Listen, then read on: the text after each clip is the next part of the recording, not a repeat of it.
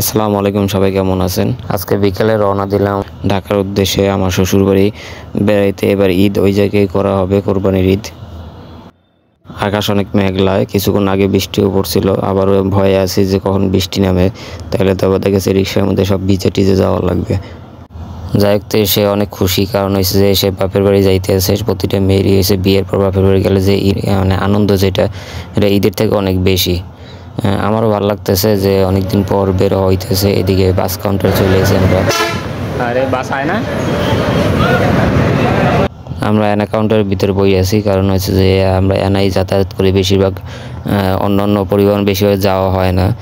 এদিকে অন্য গাড়ি আসতেছে, শ্যামলী, এরপর মিজান বা সবগুলো আসতেছে, কিন্তু আমাদের গাড়ি আসে না। এই আইসা পড়ছে, তারপরে আমরা বাসে উঠলাম। বাসের ভিতরে বসে একটু রেডি হইতেছি, প্রিপারেশন নিতেছি বর্ষার জন্য।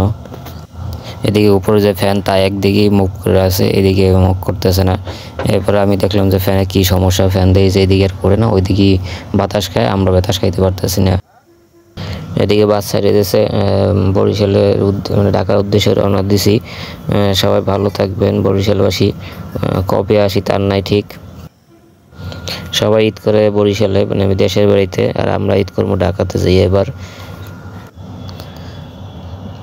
এদিকে ব্রিজে চলে আসি আমরা, দুয়ারে গিয়ে শিকারপুর যে ব্রিজ থাকে ওই ব্রিজ পর্যন্ত চলে আসি। বাসে জার্নি তেমন পছন্দ না, তারপরও ওয়েদারের কারণে বাসে জার্নিটা ভালোই লাগতেছে। কার কার বাসে জার্নি পছন্দ জানাবেন কমেন্টে। এদিকে আমরা রওনা দেওয়ার পর এই জায়গায় আবার চলতেছে ধর্মঘট।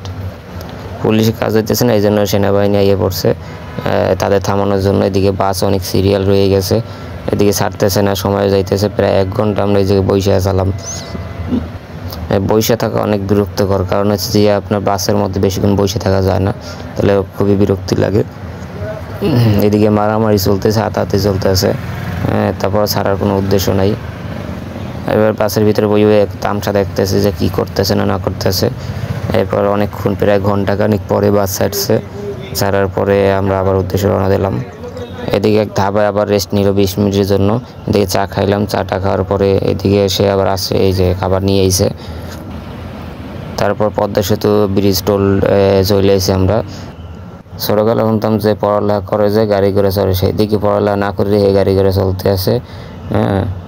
তা আবার ঢাকা যাইতেছে গাড়িতে করে, একে মহের কথা, পড়ালেখা না করেই। যাই হোক, এদিকে টোল দিতেছে ড্রাইভারে। টোল দেওয়ার পরে আমরা আবার রওনা দিলাম। এদিকে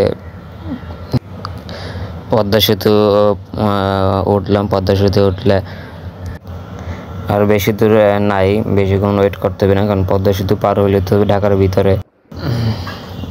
এই পদ্মা সেতু পার হয়ে আমরা প্রায় কাছাকাছি চলে আসি।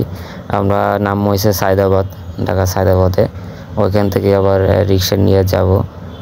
তো কাছাকাছি চলে আসি। এরপরে আবার যখন বাস থেকে নামলাম, রিক্সায় উঠলাম, এরপর বাসার উদ্দেশ্যে রওনা দিলাম। তখন রাত বাজে প্রায় 9টা। আর হ্যাঁ, আমরা সকালে রওনা দিই, আমরা 4টা থেকে রওনা দিয়েছিলাম। এরপর তো আমরা চলে এসেছি। হ্যাঁ, এই লিফটে। সবাই ভালো থাকবেন, আল্লাহ হাফেজ।